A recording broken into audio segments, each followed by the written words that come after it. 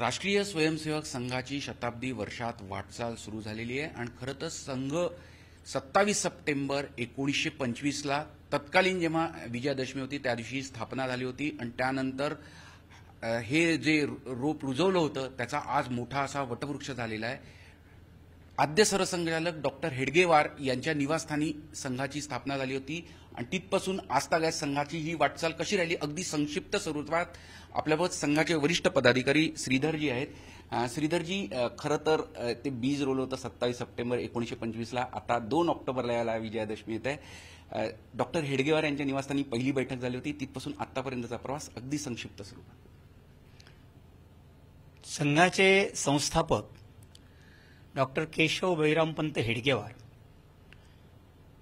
यांनी तत्कालीन ज्या सगळ्या गोष्टी आपल्या देशात चालत होत्या, म्हणजे भारताच्या स्वातंत्र्याकरिता जे सगळे प्रयत्न चालू होते त्या सगळ्यांमध्ये ते सहभागी होते। क्रांतिकार्य त्यांनी केलं, नंतर काँग्रेसच्या चळवळीमध्ये ते होते आणि त्यात असताना त्यांच्या असं लक्षात आलं की या देशाचा जो बहुसंख्य समाज आहे, या समाजातला राष्ट्रभाव हा जागृत होण्याची गरज आहे।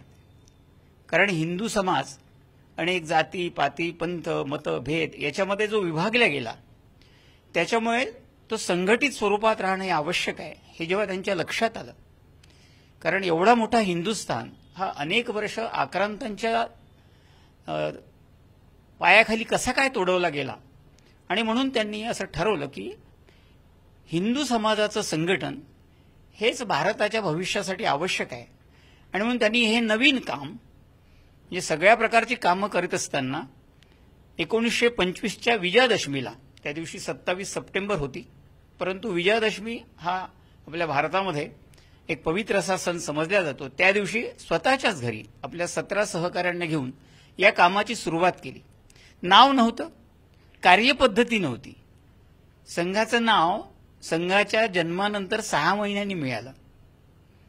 रामटेक इथे जवळ, नागपूरच्या जवळ एक रामटेक नावाचं स्थान आहे, त्या ठिकाणी एक यात्रा भरते। त्या यात्रेमध्ये पाण्याची व्यवस्था केली होती यात्रेकरूंसाठी आणि मग अशी व्यवस्था करताना पाठीमागे कोणता फलक लावावा अशी जेव्हा चर्चा निघाली तेव्हा एका शाळेचा फलक लावला होता, अनाथ विद्यार्थी गृहांचा। मग सगळ्या स्वयंसेवकांनी म्हटलं की आपल्या कामाचं काही नाव असावं आणि मग तिथे चर्चा झाली आणि त्या चर्चेअंती हे नाव ठरलं की आपल्या या संघटनेचं नाव राष्ट्रीय स्वयंसेवक संघ असावं।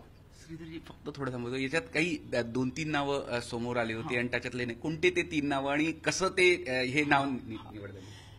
असं आहे की याची चर्चा झाली, त्या चर्चेमध्ये एकतर हिंदू स्वयंसेवक संघ असं एक नाव त्याच्यामध्ये आलं, त्याच्यामध्ये दुसरं आलं की जरीपटका संघ असं एक नाव आलं, तिसरं नाव हे सगळ्या विचार करताना की राष्ट्रीय स्वयंसेवक संघ का, याच्यावरती ज्यांनी कोणी हा विषय मांडला त्यांनी त्याची पूर्ण प्रस्तुती केली आहे की या देशाचा राष्ट्रभाव म्हणजे राष्ट्रीय कोण, कारण राष्ट्रीयतेवरच प्रश्नचिन्ह त्यावेळेला होतं आणि राष्ट्रभाव हा तत्कालीन राहून चालत नाही, राष्ट्रीयता ही रक्तात असावी लागते आणि म्हणून असा राष्ट्रीय समाज कोणता आणि म्हणून आपल्या या संघटनेचं नाव हे राष्ट्रीय असावं, राष्ट्रीय स्वयंसेवक संघ असावं। इथनं त्या कामाला सुरुवात झाली। हळूहळू त्याची कार्यपद्धती विकसित झाली, म्हणजे पहिल्याच दिवशी काही शाखा लागली असं नाही। सुरुवातीला वेगवेगळ्या आखाड्यांमध्ये जायचे, रविवारी एकत्रित यायचे, मग रविवारी काही कार्यक्रम व्हायचा, एक बौद्धिक कार्यक्रम व्हायचे, त्यावेळेला राजकीय वर्ग म्हणायचे त्याला, आणि मग कुठे 6 महिन्यानंतर म्हणजे साधारणतः एप्रिल मे महिन्यामध्ये 1926ला तर मोहितेवाड्याची एक पडकी जागा तिथे मिळाली आहे, तिथे साफसफाई करून डॉक्टर हेडगेवारांनी शाखा नावाचं एक तंत्र सुरू केलं, जे आज आपण बघतो संघाची शाखा म्हणून। ते संघाच्या जन्मानंतर 6 महिन्यांनी सुरू झालेलं काम आहे। मग हळूहळू कार्यपद्धती विकसित झाली, मग शारीरिक कार्यक्रम आलेत, मग त्यावेळेला अनुशासन यावं म्हणून अनुशासनासाठी काही आणि ड्रिल आवश्यक असते आणि म्हणून मग कोण कसं करेल, तर मग त्यावेळेचे जे डॉक्टर हेडगेवारांच्या घराजवळ राहायचे आणि त्यावेळेला सेनेतनं निवृत्त झाले होते असे मार्तंडराव जोग, हे ते सगळं शिकवायचे। आखाड्याचे एक सोहनी जी होते, तात्या सोहनी म्हणून, ते पण आखाड्याचे चांगले हे असल्यामुळे त्यांनी पण हे बाकीचं सगळं लाठी काठी हे जे सगळं शिक्षण आहे हे सगळं शिक्षण त्यांनी सोहनी, अण्णा सोहनी होते, त्यांनी ते द्यायला सुरुवात केली आणि मग दोन्ही प्रकारचे, एक लाठीकाठीचं हे सगळं खेळ आणि मग शारीरिक कवायत ज्याला असं म्हणतो आपण, असं सगळं मार्तंडराव जोगांनी ते. मग त्याच्यानंतर गणवेश आला, मग तत्कालीन जो गणवेश होता तसा आला. मग हळूहळू मार्चिंग सुरू झालं की दर रविवारी मार्च काढली पाहिजे, ज्याला आपण आजचं पथसंचलन म्हणतो, ते रूट मार्च त्यावेळेला म्हणायचे. आज्ञा इंग्रजीत होत्या, कारण मार्तंडराव जोगे हे मिलिटरीतनं आले होते त्यावेळेला, सगळं ते म्हणजे तिथनं सगळं आल्यामुळे आज्ञा इंग्रजीत होत्या. असं साधारणतः एक 14-15 वर्ष हळूहळू विकसित होत गेलं. त्याच्यामुळे मग संघाचा कामाचं नागपूरला एक शाखा सुरू झाली, नंतर दुसरी शाखा सुरू झाली, मग हळूहळू वर्धेला सुरू झाली. म्हणून डॉक्टरांच्या सोबत त्यावेळेला जे तत्कालीन सगळे कार्यकर्ते होते, अगदी सुरुवातीच्या काळामध्ये तर सरसंघचालक हा शब्द पण नव्हता. म्हणजे सरसंघचालक शब्द हा नंतर दोन वर्षांनी मिळाला, 1927 साली मिळाला. म्हणजे संघचालक होते पण सरसंघचालक नव्हते. डॉक्टर हेडगेवार वेगवेगळ्या ठिकाणी जायचे, ते मोठ्या एखाद्या प्रतिष्ठित माणसाला संघचालक करायचे, ते संघचालक होते. आणि असं एक संघचालकांचा वर्ग नागपुरात झाला. आणि मग त्याच्यामध्ये एकदम संघस्थानावरती एक दिवस आप्पाजी जोशी, सगळे संघस्थान भरलं होतं, आप्पाजी जोशी उभे झाले. डॉक्टर हेडगेवार आल्याबरोबर त्यांनी सरसंघचालक प्रणाम 1, 2, 3 अशी आज्ञा दिली. म्हणजे डॉक्टरांनाही माहीत नव्हतं कसं काय होणार आहे म्हणून. आणि मग ते म्हणाले की तुम्ही कसं काय केलं, म्हणून आम्ही सगळ्यांनी ठरवलं, आम्ही सगळे संघचालक, म्हणून या संघचालकांचा कोणी प्रमुख असला पाहिजे, म्हणून तुम्ही सरसंघचालक. तर असे सरसंघचालक झाले. मग ते बैठक झाली, त्या बैठकीत चर्चा झाली. आणि मग जसं सरसंघचालक हे एक पद आलं, मग सरकार्यवाह दुसरं पद आलं, मग सरकार्यवाह झाले, मग सरसेनापती असं तिसरं पद आलं. असं मग गणवेशामध्ये मग सरसंघचालकांचा, सरसेनापतींचा गणवेश थोडा वेगळा होता. म्हणजे त्यावेळेचा खाकी पूर्ण गणवेश होता, पट्टे असे राहायचे, बॅजेस होत्या. असं म्हणा हळूहळू ते विकसित होत होत साधारणतः एक देशभरामध्ये संघ जायला 15 वर्ष लागलीत. डॉक्टरांच्या सुरुवातीच्या कालखंडामध्ये, म्हणजे आज आपण संघाची प्रचारक व्यवस्था म्हणतो, ही काही प्रारंभाला नव्हती प्रचारक व्यवस्था. डॉक्टर जी होते, मग काही आणखीन दादाराव परमारताय, बाबासाहेब आपटे असे जे कार्यकर्ते होते ते डॉक्टरांच्या सोबत फिरायचे. म्हणजे अगदी डॉक्टरांचे काका हे सुद्धा जेव्हा रिटायर्ड होऊन नागपूरला परत ते सुद्धा प्रवास करायचे. डॉक्टरांच्या सोबत सुरुवातीपासून जे होते सगळीकडे प्रवास करत ते होते आप्पाजी जोशी वर्ध्याचे. मग असं हळूहळू ते सुरू झालं. पुढे मग तर प्रचारक परंपरा जेव्हा सुरू झाली देशभरात संघ गेला. डॉक्टरांचं लक्ष विशेषतः असं आहे की डॉक्टरांनी हे काम जेव्हा सुरू केलं तर प्रारंभीच्या काळामध्ये तर तरुणच येत होते, आणि तरुणी यायचे तर ते जरा पारखून निरखून परीक्षा करूनच आणायची तरुण. म्हणजे कारण ते क्रांतिकार्यातनं आलेले सगळे माणसं असल्यामुळे जरा कोण आहे दमदार माणसं असं जरा आखाड्यातनं ते आणायची तरुण. पण हळूहळू डॉक्टरांच्या लक्षात आलं की संघाचं काम जर करायचं असेल आणि जे आपल्याला करायचं व्यक्ती निर्माण करायचं असेल तर बालपणापासूनच हे झालं पाहिजे. आणि म्हणून मग बालांना पण संघामध्ये त्यांनी प्रवेश द्यायला सुरुवात केली. बाल स्वयंसेवक पण यायला लागले. साधारणतः असं म्हणायला हरकत नाही की 1926 पासूनच बाल यायला लागले. पण जेव्हा हे बाल यायला लागले तेव्हा मग हे जे आमचे अण्णा सोहनी होते ते त्यांना काही पटत नव्हतं. म्हणजे हे काय करणार आहे लहान मुलं, तर ते काही त्यांना आवडत नव्हते की हे कशाला करताय, यांचे काय करतील हे. पण डॉक्टरांचं पक्क होतं की हेच पुढे घडणार आहेत. आणि म्हणून मग डॉक्टरांनी बालांचं कुशपथक केलं. म्हणजे मग बाल स्वयंसेवकांचं एक जे प्रसिद्ध ज्याचा अनेकदा इतिहासात उल्लेख येतो कुशपथक, त्याच्यामध्ये बाळासाहेब देवरस होते, माधवराव मोळे होते, आपले एकनाथजी रानडे होते, अशी सगळी भाऊराव देवरस होते, अशी सगळी जी तत्कालीन जे सगळे म्हणजे देशभरामध्ये जाऊन ज्यांनी संघ वाढवला असे सगळे बाल स्वयंसेवक 10-12 वर्षाचे बाल स्वयंसेवक त्या पथकामध्ये होते. त्याचं नावच कुशपथक होतं. विशेषतः असे त्यावेळेला ज्याला आम्ही गण म्हणतो ना, त्यावेळेला सगळ्या पथकांना अशी नावं असायची. म्हणजे अभिमन्यू पथक होतं, भीष्म पथक होतं, म्हणजे ज्येष्ठ असेल तर भीष्म पथक होतं, असं वेगवेगळी नावं असायची. त्यात हे कुश पथक होतं. जे कुश पथकातले सगळे स्वयंसेवक साधारणतः जवळपास असं म्हणता येईल की जवळजवळ सगळे हे देशभरामध्ये प्रचारक म्हणून गेले आणि पुढे त्यांनी देशभर काम वाढवलं. असा साधारणतः 1939 पर्यंत दिसतं. 1939ला सिंधीला मोठी बैठक झाली आणि त्याच्यामध्ये मग पुढची सगळी रचना ठरली. म्हणजे ज्या आजच्या आज्ञा असतील, आजचे शारीरिक कार्यक्रम असतील, आजचे विचाराचे विषय असतील, नंतर प्रार्थना असेल, ह्या सगळ्या गोष्टी 1939ला जी सिंधीला नानासाहेब टालाटुलेंच्या वाड्यावरती जी बैठक झाली, जवळजवळ 10 दिवसाची बैठक होती. यात सगळी प्रमुख मंडळी संघाची परमपूजनीय गुरुजी होते, ही सगळी मंडळी मिळाली. दुसरं असं आहे की या सगळ्या कालखंडामध्ये डॉक्टरांनी जशी माणसं घडवली, असं म्हणता येईल की डॉक्टरांच्या या कामाला ईश्वरी ज्याला वरदान असं म्हणता येईल, असंही काही गोष्टी असं वाटतं कधी कधी की परमपूजनीय गुरुजीसारखे दीक्षित संन्यासी संघाच्या कामाशी जुळतात, हे एक आश्चर्याची गोष्ट आहे खरं म्हणजे. ते तर सारगाची होऊन ते संन्यासी होऊन आले आणि नंतर संघाच्या कामाशी पुढे जाऊन ते सरसंघ चालक झाले.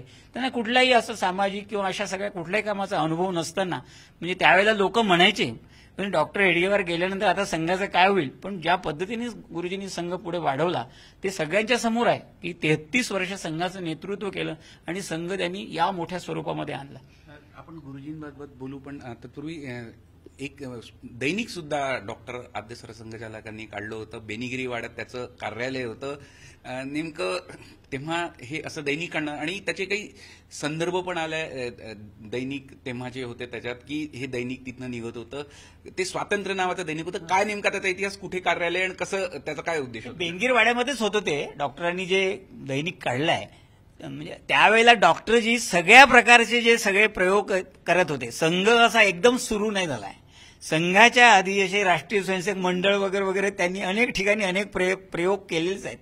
म्हणजे जसा हा दैनिकाचा प्रयोग आहे की लोकांपर्यंत विचार गेले पाहिजेत आणि म्हणून हे स्वातंत्र्य नावाचं ते बेंगीरवाड्यामध्येच त्याचं कार्यालय होतं आणि ते डॉक्टर त्याचं सगळं पाहायचे.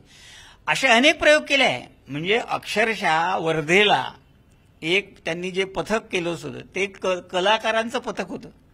कलाकारांच्या पथकामध्ये कसं की स्त्री भूमिका माणसांनी करायच्या, पण नुसतं काही ती कलाकार म्हणून करत नव्हते. त्या स्त्री भूमिका करणाऱ्या नटांचा त्यांनी क्रांतिकार्यासाठी उपयोग केला.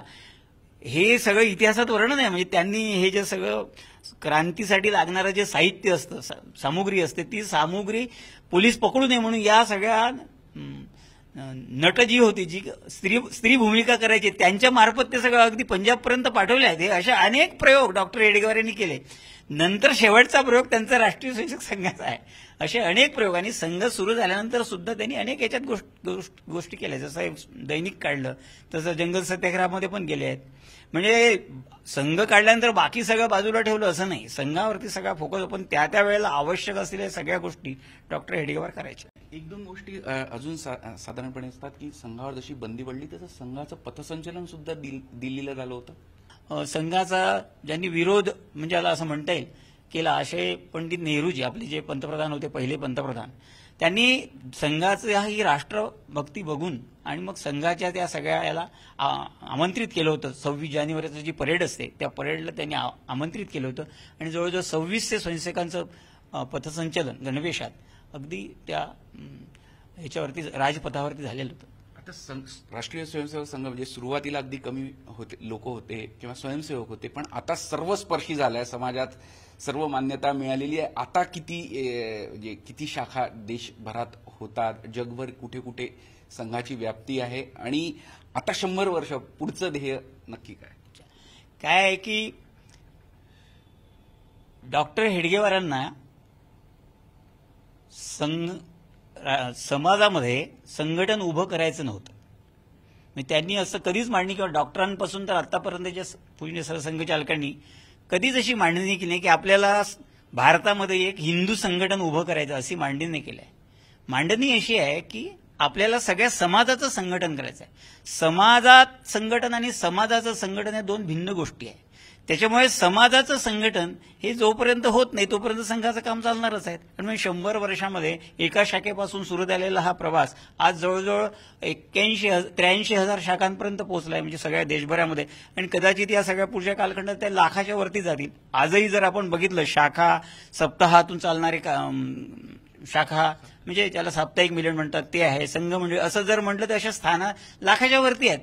आणि मग हा एक प्रवाह आहे. म्हणजे व्यक्ती निर्माणाचं जे मुख्य काम आहे हे संघाचं काम असल्यामुळे संघाच्या शाखांचा विस्तार हे या शताब्दी वर्षात होतच. ते आपण टप्पा गाठलेला आहे. जवळजवळ पुढच्या वर्षीपर्यंत कदाचित 1 लाखाच्या वरती शाखा पूर्ण देशभरामध्ये होतील. दुसरं असं आहे की देशाच्या बाहेर संघासारखं काम चालतं, पण देशाच्या बाहेर राष्ट्रीय स्वयंसेवक संघ नाही आहे. त्याच्यामुळे तिथली शाखा ही संघाची शाखा नाही, ते संघासारखे आहे, पण तिथे ज्या नावाने काम चालतं, कुठे हिंदू स्वयंसेवक संघ या नावाने काम चालतं, तर तिथे त्यांच्या पद्धतीने तिथली प्रार्थना, विश्वविभागाची प्रार्थना वेगळी आहे. तिथे कोणी भारत माता की जय म्हणणं तिथला राष्ट्रद्रोह होईल. आणि तिथे काही ते भारत माता की ते विश्वधर्म की जय म्हणतात. पण संघापासून प्रेरणा घेऊन संघाच्या स्वयंसेवकांनी सुरू केलेलं काम. कारण जेव्हा हा विश्वविभागाची पहिली म्हणजे देशाच्या बाहेरची पहिली शाखा ही जहाजावर लागली आहे. म्हणजे संध्याकाळच्या वेळेला जे जहाज समुद्रामध्ये असताना समोर पश्चिमेला जो सूर्य मावळत होता आणि एक स्वयंसेवक डेकवरती उभे होते, त्याच्या लक्षात आलं अगदी भगवी छटा दिसलेला सूर्य दिसल्यानंतर त्यांनी तिथेच उभं राहून जोरात प्रार्थना म्हणायला सुरुवात केली. आणखीन डेकवरती जे स्वयंसेवक होते ते त्याच्या पाठीमागे उभे राहिले, पण संघाची पहिली शाखा तिथे लागली. नंतर मग पुढे प्रवास सुरू झाला. अगदी ही माहिती सगळ्यांकरता नवीन आहे. ही नेमकी कुठे कधी म्हणजे आता कधी- नेमकं मला ते स्थान म्हणजे कुठल्या समुद्रात आहे, पण पुस्तकांमध्ये मिळून जाईल ती नेमकी. पण त्या व्यक्तीचंही नाव आहे, कोण गेले होते वगैरे. मला आत्ता नेमकं माहिती नाही, पण ही सत्य घटना आणि पुस्तकांमध्ये वर्णित आहे. अगदी अखेरचा प्रश्न म्हणजे आपण आद्य सरसंघचालकांबद्दल बोललो, गोळवलकर गुरुजी आणि इतर म्हणजे त्यानंतर झालेले सरसंघचालक यांच्याबद्दल अगदी संक्षिप्त. कसं आहे की गुरुजी आहेत, म्हणजे गोळवलकर गुरुजी आहेत, ज्यांचं नाव माधव सदाशिवराव गोळवलकर, यांचा संघाशी संबंध आला म्हणजे ते नागपूरचेच होते, परंतु त्यांचा संघाशी संबंध आला तो बनारस विश्वविद्यालयामध्ये. ते बनारस विश्वविद्यालयामध्ये प्राध्यापक होते आणि आपल्या इथले जे भैयाजी दानी आहेत ते तिथे असताना, शिकत असताना त्यांचा तिथे संबंध आला. म्हणजे संघाशी पहिला संबंध गुरुजींचा तिथे आला. त्याच्यानंतर ते नागपूरला आले. नागपूरला म्हणजे तिथली नोकरी संपल्यानंतर, कारण टेम्पररी नोकरी होती ती संपल्यानंतर नागपूरला आले.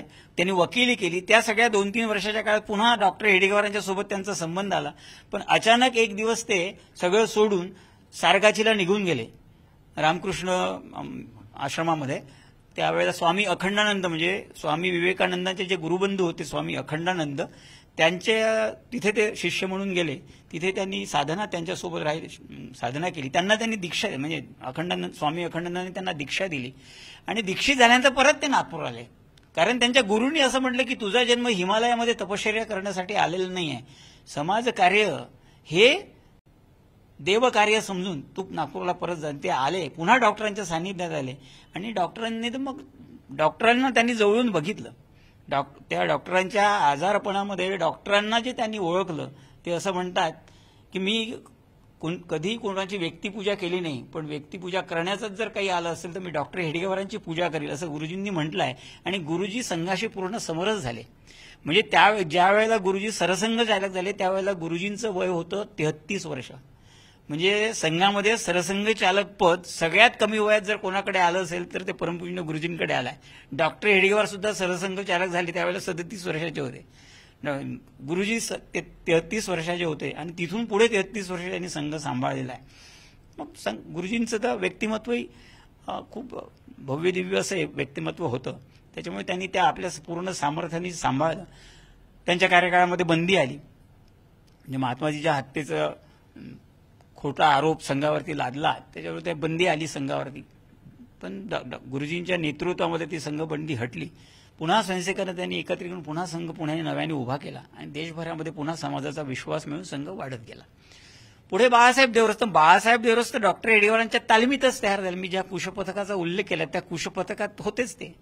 त्याच्यामुळे तिथनं अगदी वयाच्या 10व्या वर्षापासून बाळासाहेब देवरसांचा डॉक्टरांशी संबंध होता. त्याच्यामुळे ते त्यांनी घडवलेलं असं जीवनच होतं. त्याच्यामुळे पुढे गुरुजी असं म्हणायचे की ज्यांनी डॉक्टर हेडगेवारांना बघितलं नसेल त्यांनी बाळासाहेबांना बघावं, म्हणजे तुम्हाला डॉक्टर हेडगेवार लक्षात येतील. असं बाळासाहेबांचं स्वरूप होतं. त्याच्यानंतरचे जे सरसंघचालक आहेत पूजनीय रज्जू भैया, हे प्रयागचे, मुळात प्रयागचे. तर तिथलाच जो संबंध त्यांचा प्रयागला असतानाच संघाशी संबंध आलाय. त्या ठिकाणी आपले उत्तर प्रदेशामध्ये जे प्रचारक होते आपले भाऊरावजी देवरस, ते पण उत्तर प्रदेशात, त्यांचा संबंध आला. बाळासाहेब आपटेंचा त्यांच्याशी संबंध आला आणि ते तिथे 1942 मध्ये संघाचे प्रचारक झाले. रज्जू भैया हे MSc फिजिक्स आहे, म्हणजे ज्याला आपण ॲटॉमिक एनर्जी म्हणतो असा त्यांचा सब्जेक्ट होता. सुदर्शनजी होते. शिक्षण झाल्यानंतर संघाचे प्रचारक निघाले. पुढे अनेक दायित्व आणि चांगले अभ्यासक पण होते. आपल्या सगळ्यांना माहिती आहे काश्मीर आणि हा सगळा ईशान्य भारत जो आहे त्या सगळा अभ्यास म्हणजे सूक्ष्म अभ्यास ज्याला म्हणतात, पंजाब समस्येचा अभ्यास हा पूजनीय सुदर्शनजींनी केला होता. ते पण सगळ्याच्या संघाचे बौद्धिक प्रमुख होते, अखिल भारतीय बौद्धिक प्रमुख होते, शारीरिक प्रमुख होते, सहसहकार्य होते आणि नंतरच मग संघाचे पूजनीय सरसंघचालक म्हणून त्यांचा कार्यकाळ झाला. सरसंघचालकांच्या याच्यामध्ये आपण बघताना असं बघतो की डॉक्टर हेडगेवारांनी गुरुजींना मनोनीत केलं होतं. म्हणजे त्यांच्या समोरच म्हणून की बाबा आता तुम्हाला म्हणजे अत्यावस्था असताना की तुम्हाला सांभाळावं लागलं. गुरुजींनी पत्रामध्ये लिहून ठेवलं. पण संघामध्ये एक पद्धती आहे, सरसंघचालक अनेक कार्यकर्त्यांशी चर्चा करून पुढच्या सरसंघचालकांची नियुक्ती करतात. म्हणजे जो लोकसमज आहे ते असं नसतं, ते कोणी उत्तराधिकारी वगैरे नसतं, ते सगळ्यांशी चर्चा करतात. सगळ्या प्रमुख कार्यक्रम, देशभरातल्या प्रमुख कार्यक्रमांशी चर्चा करतात. गुरुजींनी पण अनेकाशी चर्चा करून बाळासाहेबांचं नाव त्यांनी पत्रामध्ये, ते विभूती अशी होती की त्यांना शेवटच्या क्षणापर्यंत, म्हणजे शेवटची प्रार्थना केल्याच्या क्षणापर्यंत, जसं तुम्ही तिथे काय उपचारासाठी चालले आहेत का, पण जेव्हा त्यांच्यासोबतचे स्वीय सचिव होते श्रीकांतजी, त्यांनी सांगितलं की नाही, आमचे कार्यालयाचा असा स्फोट झाला आणि तिथल्या सगळ्या कार्यकर्त्यांना हे भेटायला चालले आहेत. तर असं त्यांचं जीवन राहिलं आहे. म्हणजे पण त्यांनी लक्षात आलं की आता आपल्याला काही चालणं फिरणं कठीण आहे. म्हणून त्यांनी 2 वर्ष आधी, म्हणजे मृत्यूच्या 2 वर्ष आधी 1994 साली रज्जूभयांवरती ही जबाबदारी सोपवली. रज्जूभयांनी 1994 ते 1999 हा सगळा कालखंड जो दिसतो याच्यामध्ये रज्जूभयांनी सरसंघचालक म्हणून काम केलंय. त्यांनी आपली अवस्था चांगली असताना पण आता प्रवास करणं कठीण आहे असं लक्षात आल्यानंतर त्यांनी त्याही अवस्थेमध्ये सुदर्शनजींकडे ती सूत्र सोपवली. आणि सुदर्शनजी सुद्धा केवळ म्हणजे प्रकृती चांगली होती पण स्मरणशक्ती थोडी कमी झाली असं लक्षात आलं आणि मग त्यांनी पूज्य मोहनजींकडे ही जबाबदारी स्वीकारली आणि तेव्हापासून मोहनजी आता संघाची धोरा सांभाळत आहेत. तर आपण बघू शकतो गेल्या 100 वर्षामध्ये राष्ट्रीय स्वयंसेवक संघाचं हे कार्य सुरू आहे. शेकडो नव्हे तर हजारो स्वयंसेवक आणि प्रचारक अगदी समर्पित भावने राष्ट्रहिताकरता सातत्याने या संपूर्ण 100 वर्षात झटताना दिसत आहे. झी मीडियासाठी व्हिडिओ जर्नलिस्ट रत्नश्री सातपुतेसह अमर काणे, नागपूर.